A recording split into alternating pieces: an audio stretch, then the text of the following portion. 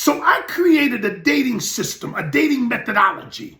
It's called the 2C methodology. 2C, okay? C, C. The first C stands for collect. The second C stands for connect. You collect, then you connect. Watch me. Watch what I'm about to say. Most of us, we don't collect enough data. Dating is about collecting data. And what we try to do is we want to go straight to connection. Do we have a connection? Do we have a connection? Is there chemistry? Is there chemistry? And what we do is we focus on the chemistry and we forget about the compatibility, which is the collection. Watch this. So I tell people, have you ever dated somebody? You ever dated somebody? And you found out 6 months down the road that the person wasn't who you thought they were. And then they say, well, I thought he was. And I said, what you did was you bypassed the collection phase and you went to the connection phase. You see, what I teach my people is how to collect data using the neocortex. Watch this. Watch this, y'all. Write this down. This is deep. No other coach gonna tell you this shit because they don't know it. Okay. So when you try to connect with a person, because you don't collect data, what do? You ask them questions like, where did you go to school? How many kids do you have? Where do you live? Where do you work? Am I right? You ask what is called conscious questions. Listen to me. Conscious questions are the questions that are on your conscious mind that you don't have to think about. I don't have to think about how many kids I have. I don't have to think about where I grew up. I don't have to think about those things. Okay? Those things are conscious questions. But the truth is, you will never get to know someone with conscious questions, yet we do it every single day. So what I do, I tell my people, okay, when we're collecting data, what we have to do is ask subconscious questions. You say, Coach, what the hell is that? Subconscious questions, listen to me closely. Subconscious questions are questions that are in your subconscious programming. You see, we have two types, our conscious mind and our subconscious mind. Our subconscious mind is responsible for 95% of our reality.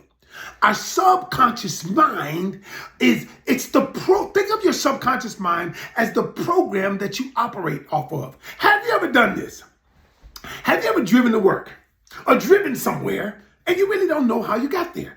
You had a lot of things on your mind. You were thinking about this, you were thinking about that, thinking about this, but your body knew, turn right here, stop right here, turn left here. Has that ever happened to you? Of course, because what happened is your subconscious mind, the program that you're operating off of, has taken this journey 1,000,000 times, so it knows exactly where to turn, where to stop. It knows your subconscious mind is where your beliefs lie. Think of your subconscious mind where it's like a filing cabinet of all of your memories, all of your experiences, all of the things, all of the beliefs that you have, right?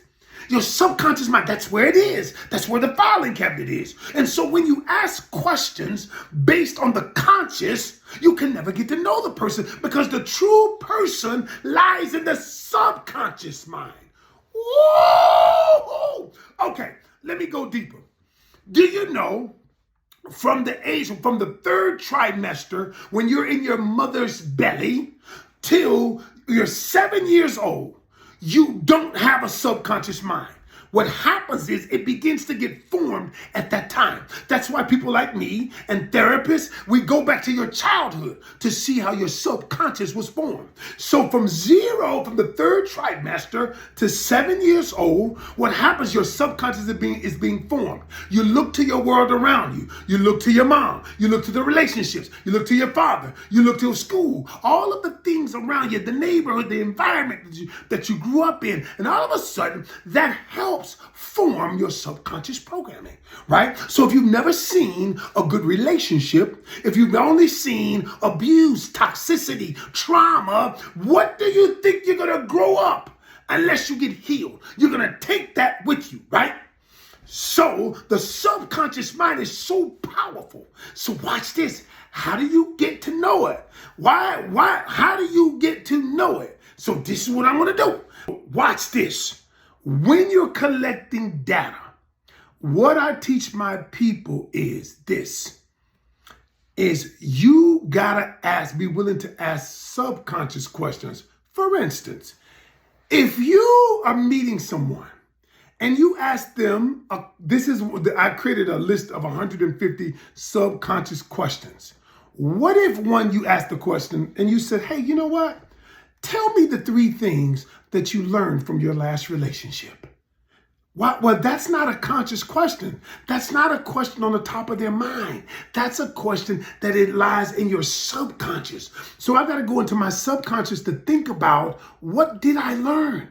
And so what I'm telling y'all is, you ask, for instance, here's another subconscious question. Tell me one thing you loved about your mother, and what did she instill in you that helped you to be the person, the man you are today? Now, that's a subconscious question. Tell me the one attribute that you loved about your father and how it impacts you today. And what happens is, y'all, when you begin asking subconscious questions, you get to know who the person is on the subconscious level, because that's where the true person resides.